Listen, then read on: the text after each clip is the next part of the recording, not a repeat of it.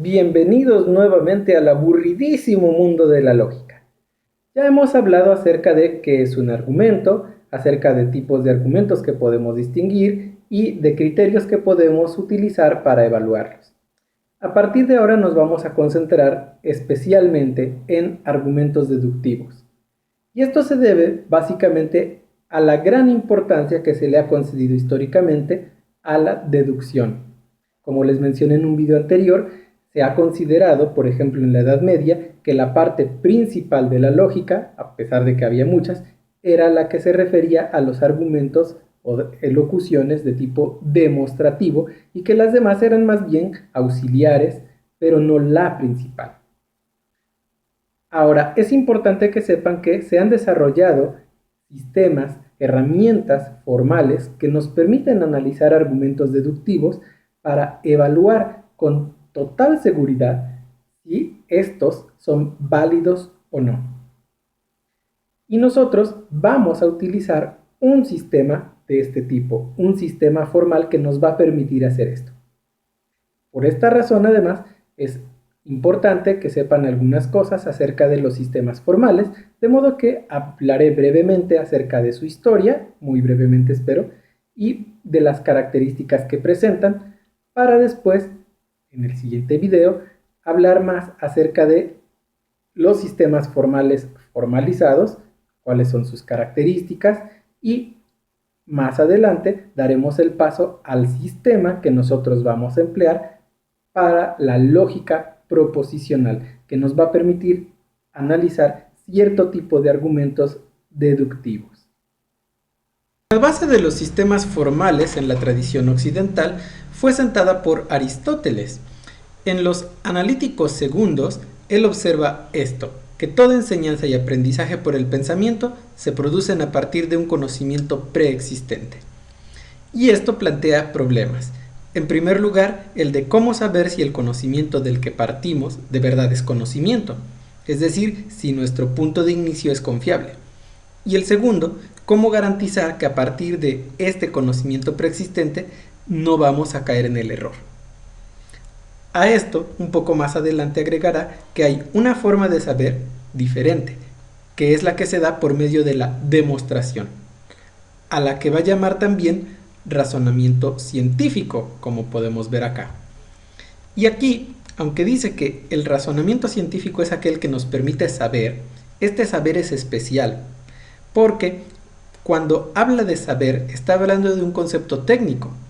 De acuerdo con él, lo dice en este mismo texto, el conocimiento es 1. Conocimiento de la cosa sobre la que se está tratando. 2. El conocimiento de la causa de esas cosas. Y en tercer lugar, que esto es así y no de otra manera. Así que cuando Aristóteles nos dice que el razonamiento científico es el que nos da saber, nos está diciendo que es un tipo de razonamiento que nos hace conocer todo esto, las cosas, la causa de ellas y que las cosas son así y no de otra forma. Es una vara muy alta. Además, plantea la cuestión de qué tipo de razonamiento es el que nos puede garantizar algo así. Y de ello se plantean, o se derivan, mejor dicho, dos preguntas principales. La primera, ¿qué tipo de inferencias aceptar? Y la segunda, ¿cuál es el punto de partida? Para atender el primer problema, Aristóteles desarrolló una teoría de la inferencia que estudiaba cómo se transmite la verdad de las premisas de un argumento o razonamiento a la conclusión. Y digo argumento o razonamiento porque el concepto que usa es logos y admite cualquiera de las dos interpretaciones. Así, en sus textos tenemos presentes dos observaciones sumamente importantes. Hay dos grandes descubrimientos allí. Primero, que hay algunos tipos de argumentos que garantizan la transmisión de verdad. Es decir, que garantizan que si partimos de algo verdadero, llegaremos a algo verdadero también. Y dos, que esa transmisión de verdad no depende del contenido, sino de la forma o estructura de los argumentos. Y aquí tenemos dos ejemplos de estructuras de este tipo que presenta Aristóteles también en los Analíticos Segundos. Si lo ponemos de forma más esquemática, la primera estructura la podemos organizar de la manera siguiente. Premisas: todo B es A, todo C es B, por lo tanto, todo C es A. Y es muy importante observar aquí que A, B y C pueden ser sustituidos de múltiples formas, pero que siempre que al momento de hacer la sustitución tengamos información verdadera en las premisas, la conclusión será verdadera también. Por ejemplo, podríamos rellenarla así: todos los agustinos son cristianos, todos los alumnos del curso son agustinos, por lo tanto, todos los alumnos del curso son cristianos. Y lo mismo pasa con la segunda estructura del pasaje que cité. Esquemáticamente la podemos ver así. Y en este caso podríamos sustituir A, B y C de la siguiente forma. Premisa 1, ningún loco es sensato. Premisa 2, todos los filósofos están locos. Por lo tanto, ningún filósofo es sensato. Así, Aristóteles desplaza el centro de atención en el análisis de los argumentos, del contenido a la forma. Y por eso se dice que se trata de un análisis formal. Y se dice también que el conjunto o sistema de reglas de inferencia que acepta Aristóteles es un sistema formal. Este es un momento crucial en la historia de la lógica, el momento en que se da la sustitución del contenido por la forma. Ya con esto, con la distinción de las reglas de inferencia que se pueden dar, las inferencias aceptables, se evitaría el paso de información verdadera y confiable a información falsa, así que estaría resuelto el primer problema. Pero habría que atender el segundo, el del punto de partida. Y cuando llega este momento, Aristóteles se enfrenta a tres posturas que él considera erróneas o insatisfactorias. La primera es el regreso al infinito. Básicamente la idea es que si todo debe ser demostrado, habría que demostrar las premisas de las que partimos. Pero a su vez habría que demostrar las premisas que usamos ahora para demostrar las primeras.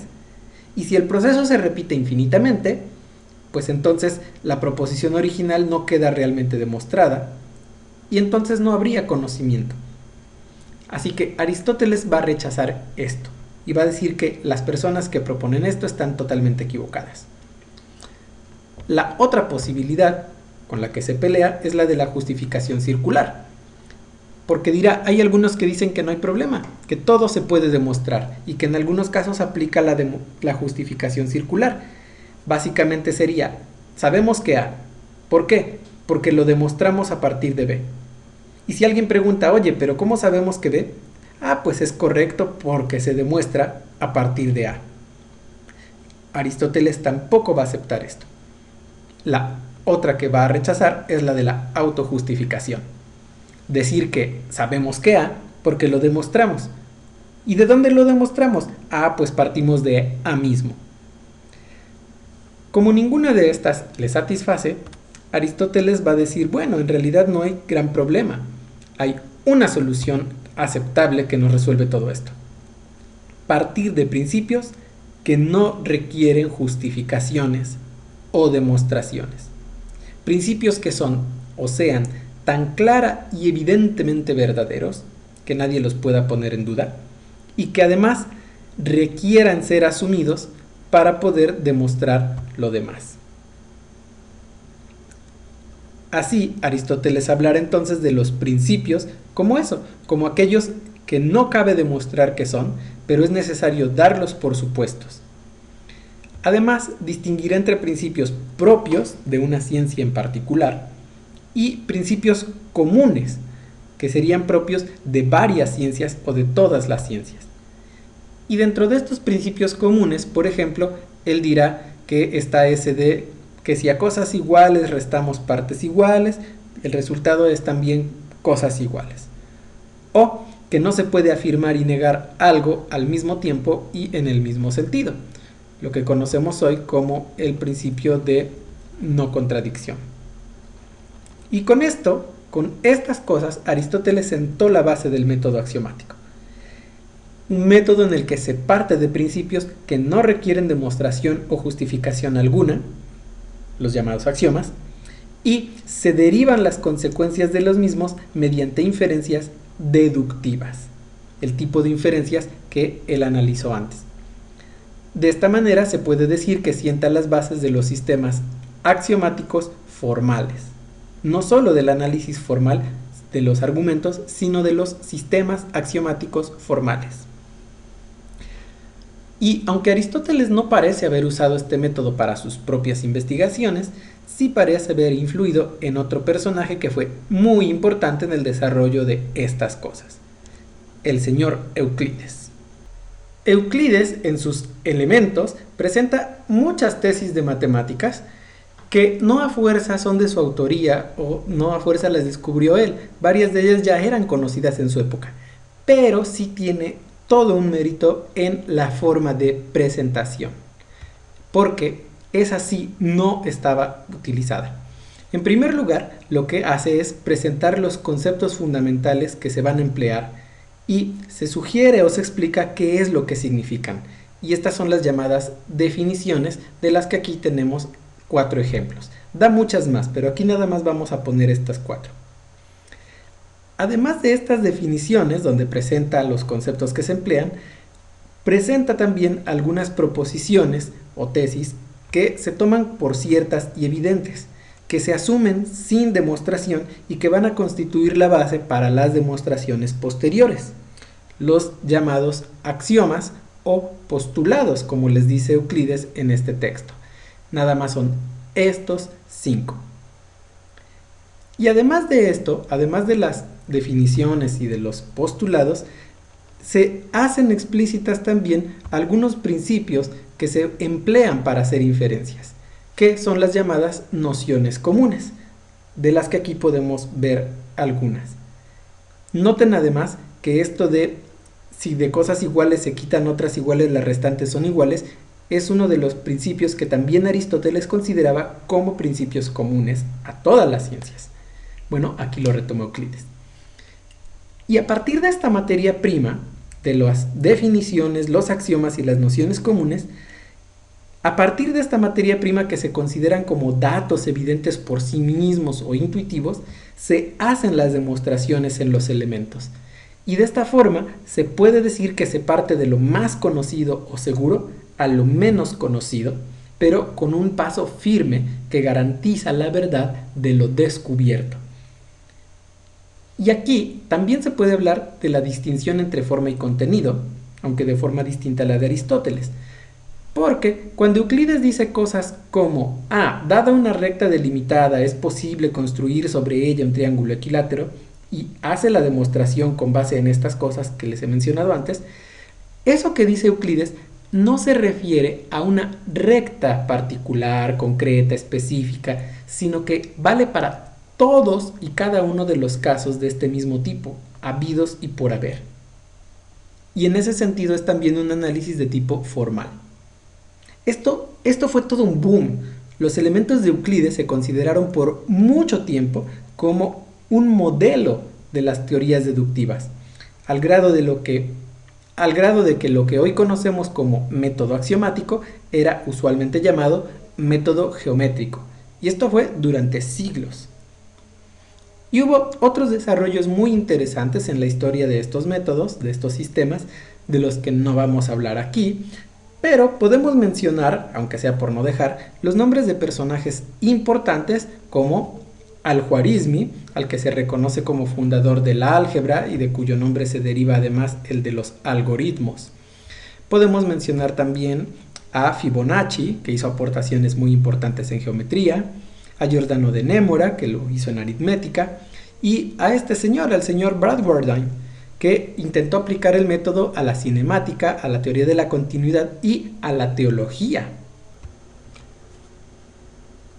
Todo esto parecía muy lindo, todo parecía muy bonito, muy confiable, el método axiomático y los sistemas formales parecían muy confiables, pero pasaron cosas que hicieron cambiar profundamente la manera en que se entendían.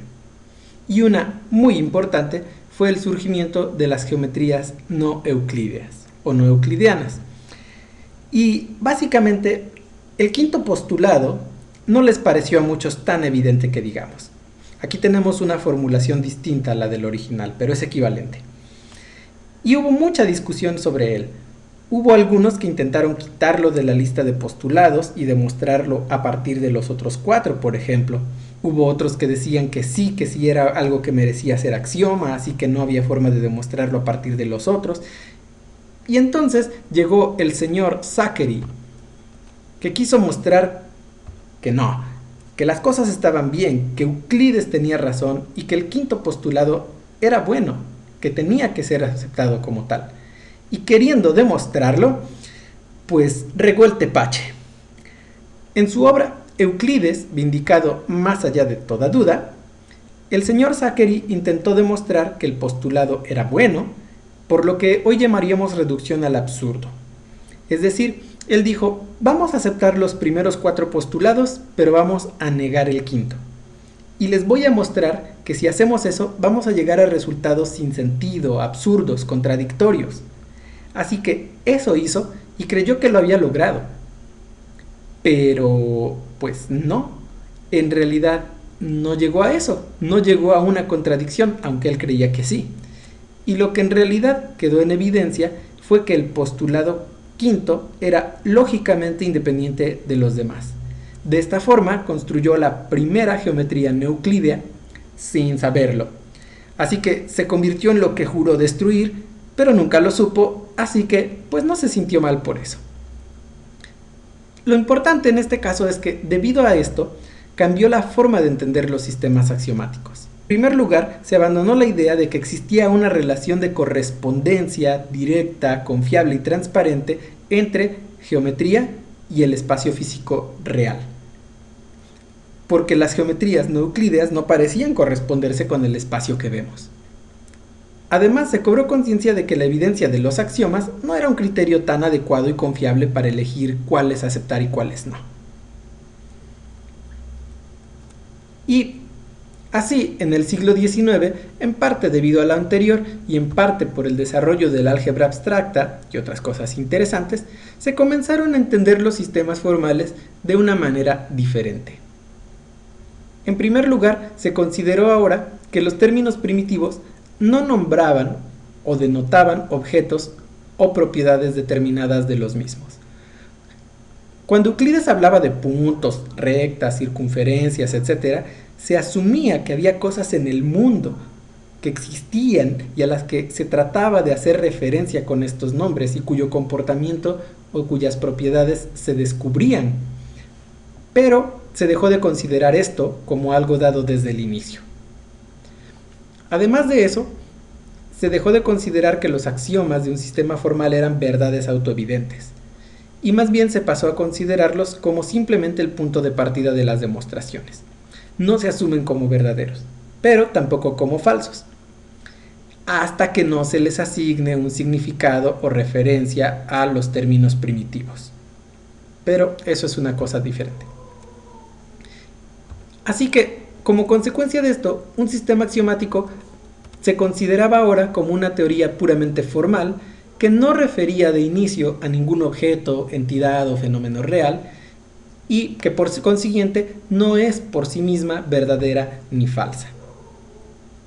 Además de esto, en parte con lo del desarrollo de las álgebras abstractas, aquí tiene mucha influencia el trabajo de Boole, surgieron también los sistemas formales formalizados.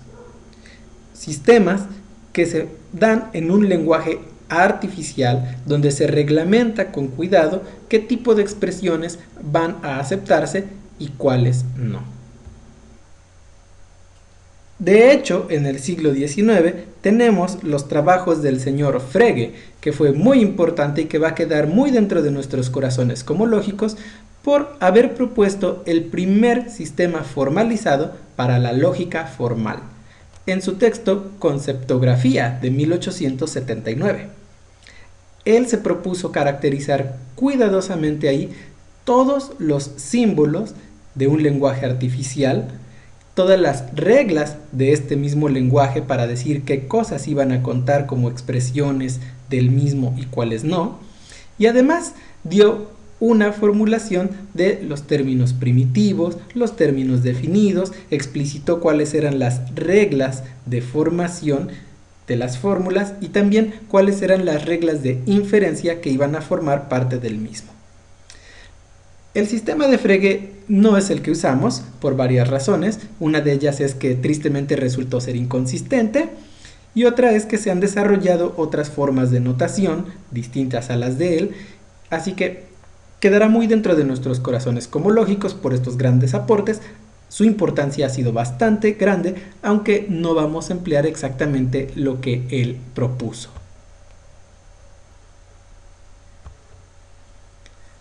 Pero con todo y que son muy importantes los sistemas formalizados, no todos los sistemas formales están formulados de esta manera, es decir, en un lenguaje artificial cuyas reglas están bien claras, explícitas, etc.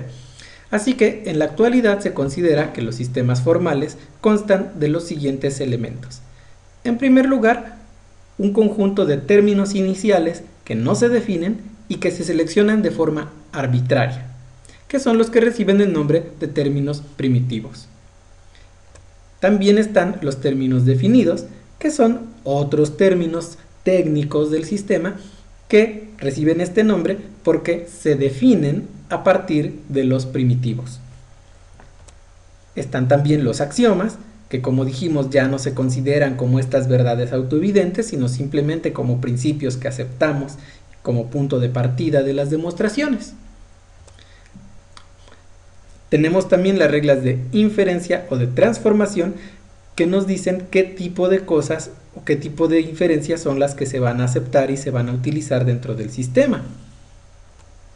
Y tenemos también los teoremas, que son aquellas proposiciones que se derivan de los postulados mediante el uso de las reglas de inferencia que se están aceptando dentro del sistema. Todo eso es lo que tienen actualmente los sistemas formales. Pero aunque no todos los sistemas formales actualmente son de este tipo, nosotros vamos a dedicar un poco de tiempo y de atención a analizar esto, a ver qué onda con ellos, cómo son, qué características tienen y ver algunos ejemplos, porque vamos a ver un sistema de este tipo para la lógica proposicional, un sistema formalizado con el que además veremos métodos que nos ayudarán a analizar argumentos deductivos de cierto tipo, van a ser muy específicos, pero métodos que nos van a permitir evaluar con total seguridad y certeza si el argumento que tenemos enfrente es válido o no. Así que en el siguiente video vamos a tratar sobre esta introducción a los sistemas formales formalizados.